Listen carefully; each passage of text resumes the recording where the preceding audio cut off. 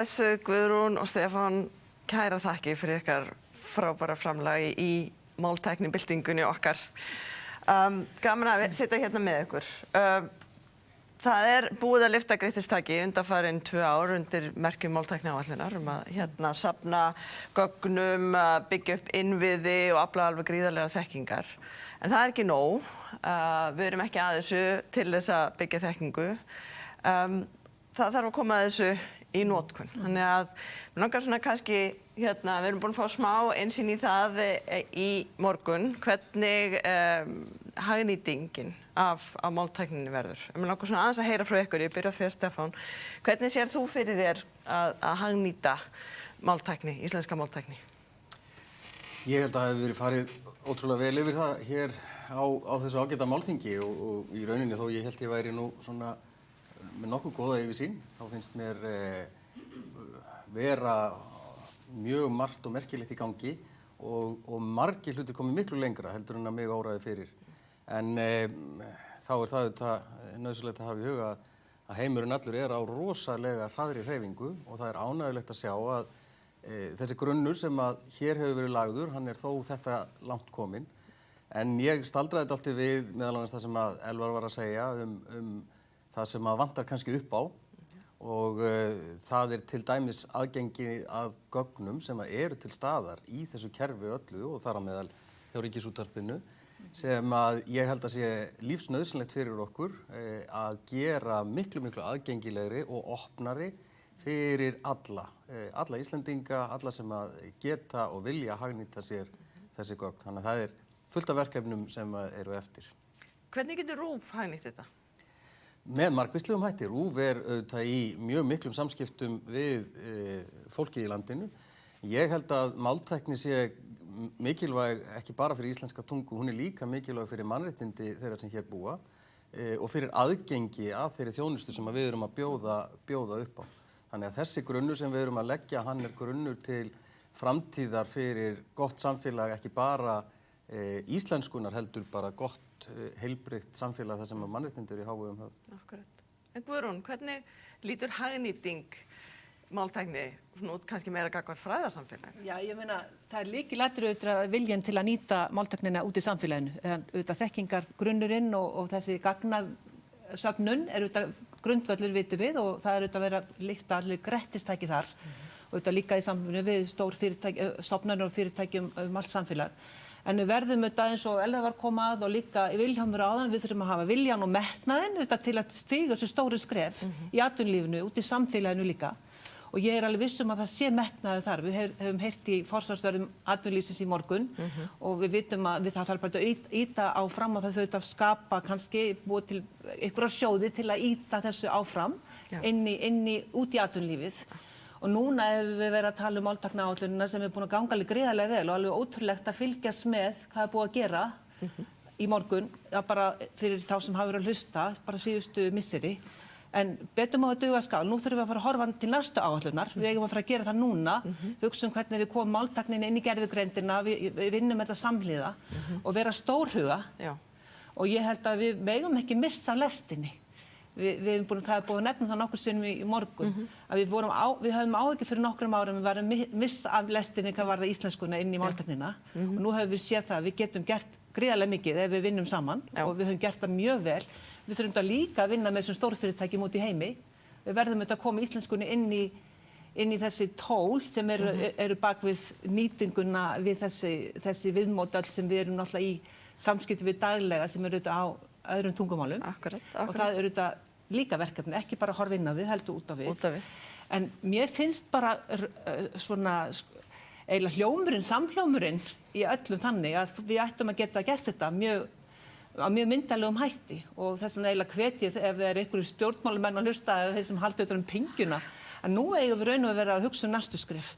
Máltækniáætlun á að ljúka núna eftir 1,5–2 ár og við þurftum núna eiginlega að vera ákveða hvernig ætlum við að taka þetta skref við hliða gervigreindar áætlunar innar. Hvaða skref sérðu fyrir þér? Já, ég meina þetta bara stórt verkefni framöndan, við erum að rétt að byrja.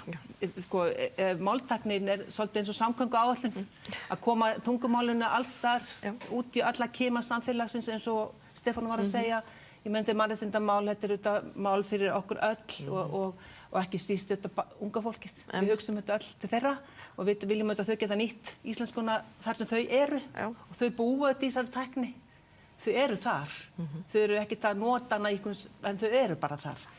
Þannig að við vitum þetta öll en við megum bara ekki gleyma okkur af því að tíminn líður hratt og þetta er alltaf fleygiferð. Og við horfum með til framtíðar og veltum svolítið fyrir okkur. Við erum stödd hérna í miðri máltækni byltingu, sko. Það er alltaf stór orð, sko. En hvernig vitum við að máltækni byltingun er lokið? Að við höfum að það hefur orðið bylting. Hvernig þekkjum við það, Guðrún? Já, ég held að við vitum það nú kannski ekki alveg.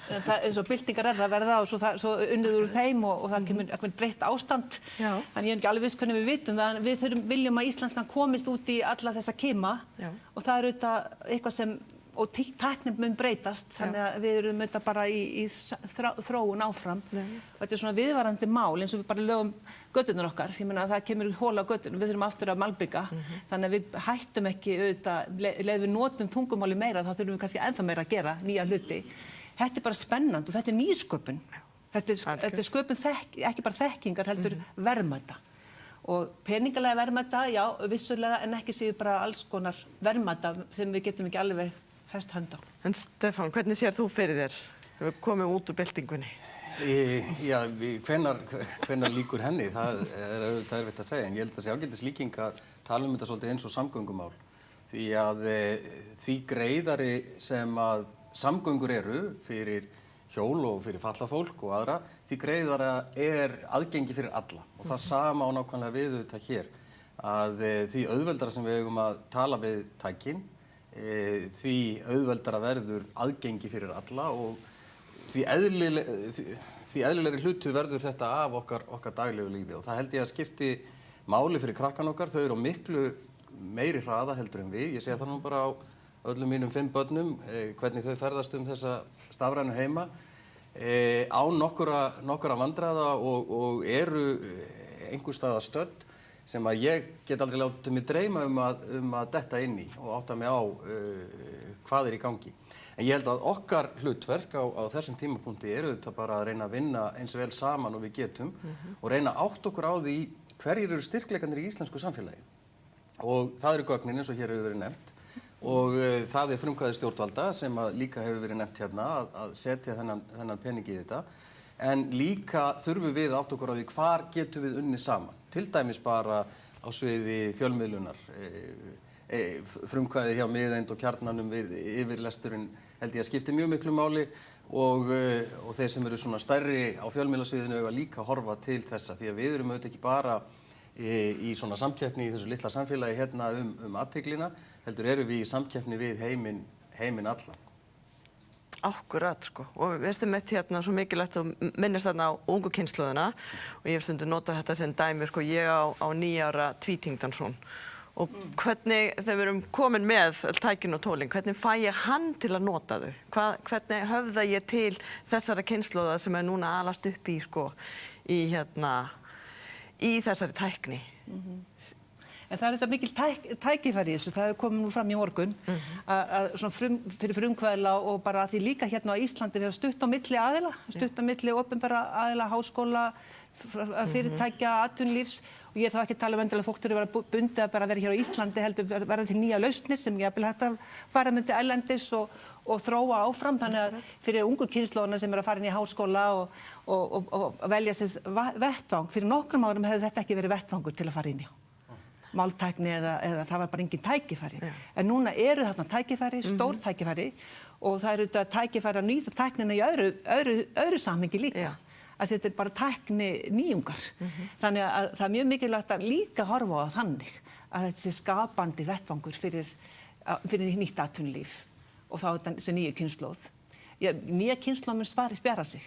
Við viljum þetta að íslenskan sé þarna með, við viljum ekki að hún lokist inni í einhvern svona afkima ykkur starf inn í hotnum eins og tungumál, við erum ekkert eina tungumáli sem að hugsa þetta. Það eru mörg lítil tungumál, enska og nokkur heimstungumál.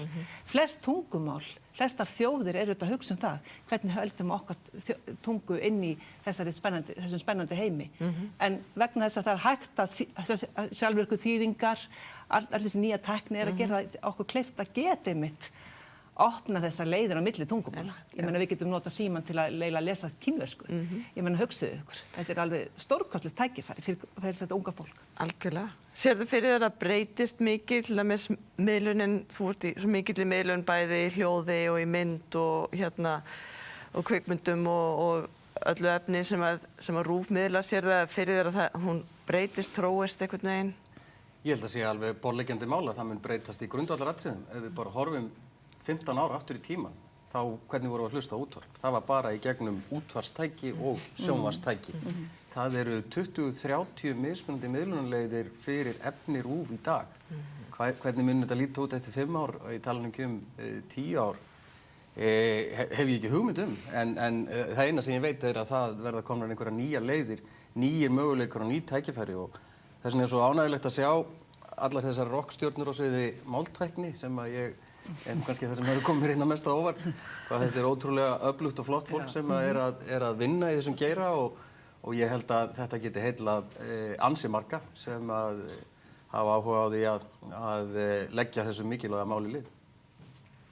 Akkurat, það er svo mikilvægt að við horfa til samvinnuna, við þurfum að gera þetta saman. Það er ekki hægt að bíða eftir einhver annar stökkum fram og leysi fyrir okkar málin. Þetta er okkar verkefni. Algjörlega, og ég held að fólk skilji það alveg, við skiljum það öll. Já. Og þetta er ekkert miklu peningar, af því að má kannski ekki tala tala peninga, því nú eru svo glöð að tala íslenskuna, en það er ekkert miklu peningar. Ég meina, Almanrómur hefur með 1,2-3 milljarðar til að setja í 4-5 ára áætlun. Þetta er ekki brú. Nei. Þetta er ekki dýrt. Þannig með það sem við erum að tala Þannig að ég held að við erum bara ekkert að vera að fara í ykkur varnarstöðu gagnvart því. Þetta er bara framtíðarmál eins og við tölum tækifærin er svo gríðarlega stór, líka fyrir atvinnulífið. Ef þeir ná að tökum á þessu sem tæki inn í sínum þjónustu eins og þeir eru að gera, þá geta það líka spara peninga en líka búið til peninga. Þannig að þetta er bara, ég sé nú bara gullin breiðan veg framöndan. Það er frábært, ég held að við bara endum á þeim nótum. Takk fyrir okkur.